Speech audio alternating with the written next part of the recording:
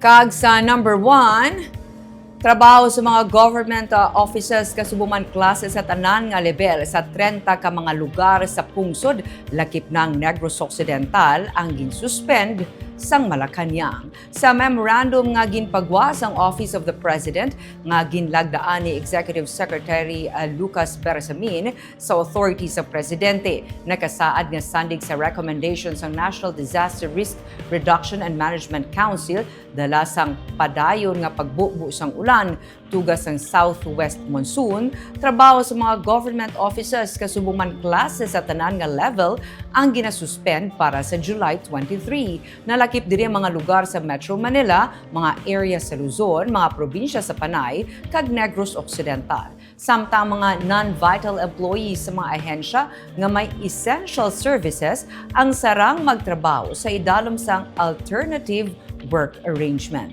Nagapabilin sa red alert ang Regional Disaster Risk Reduction Management Office tugas ang ginapaabot nga pagbubo sang ulan. Suno kay Office of the Civil Defense Negros Island Regional Director Donato Sermeno III, nalakip ang Negros Occidental sa yellow rainfall warning o kung may pagtupa sang 50 to 100 millimeters ang ulan sandig sa advisory sang pag-asa. Nagakasayuran nga posible ang localized flooding sa mga lugar nga urbanized, mga low-lying o kung nanuban kagyadtong malapit sa mga suba.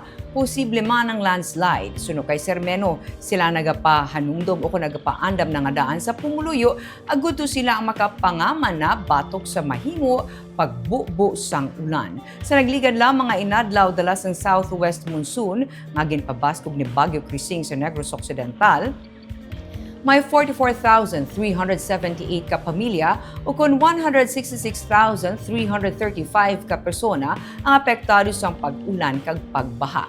Sa report ng RDRRMC, 13 ka mga banwa kag syudad sa probinsya kalabanan sa Southern Negros ang labing apektado. Isa naman kay LGU sa Negros Oriental ang ginreport ginbaha.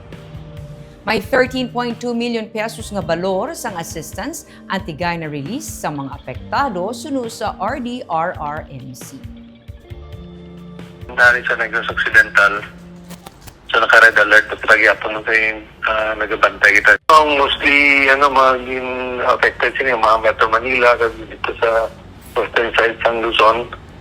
Kag diri sa aton, kay tungod may sa southwest monsoon, ang Panay, kag ang Negros Occidental, may naka-yellow alert kita.